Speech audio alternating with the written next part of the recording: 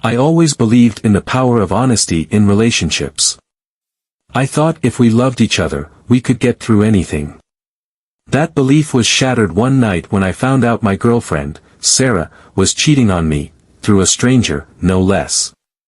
It all began with a random encounter at a coffee shop. I was grabbing my usual morning latte when a man approached me. He was about my age, but his eyes were filled with something, guilt, anger, or perhaps both. He asked if I was dating Sarah, and when I said yes, his face went pale. He introduced himself as Matt, and, without wasting any time, dropped the bomb: Sarah's been seeing someone else. She's been lying to you for months. I was stunned. My first instinct was to deny it. You've got the wrong person, I said, feeling my pulse quicken. She would never do that to me. But Matt insisted I needed to hear the truth. He told me that he and Sarah had been in a secret relationship for almost half a year. At first, he sounded angry, but then it seemed like he was trying to warn me, like he felt guilty for being a part of the lie. He showed me screenshots of messages between him and Sarah. There were photos of them together, holding hands, laughing, spending nights at hotels. Sarah had even sent him a text just hours before, saying how much she missed him and couldn't wait to see him again. My heart sank as I read the words. I couldn't understand.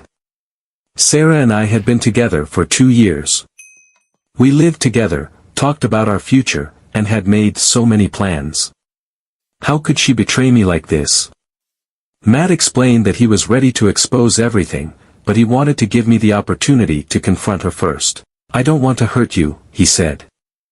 I know this is going to be tough, but you deserve the truth. I left the coffee shop, my mind racing, trying to process everything. I could barely breathe, let alone think about how to approach Sarah. Should I just end it right then and there, or should I confront her face to face and see what she had to say? I decided on the latter, hoping that maybe there was some mistake, some misunderstanding. When I got home, Sarah was in the kitchen, making dinner as if nothing was wrong. She smiled when she saw me. Hey, babe, how was your day? I walked into the kitchen, the screenshot still fresh in my mind. We need to talk, I said. Her smile faded. She knew something was off. I sat down and told her everything. I told her about Matt, the messages, the pictures. The color drained from her face as I spoke. She didn't even try to deny it. I'm sorry, she said, her voice trembling. I didn't mean for it to happen. I don't know. It just did. Her words were empty, and I knew then that our relationship was over.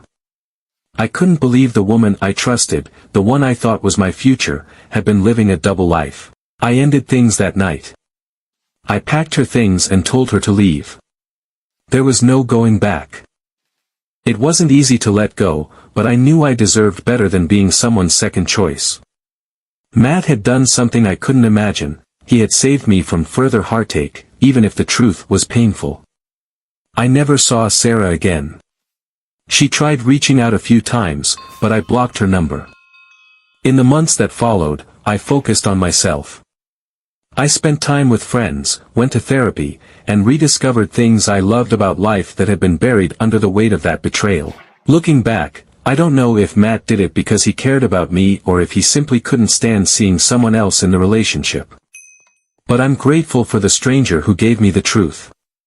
It was a painful lesson, but it was one that ultimately set me free.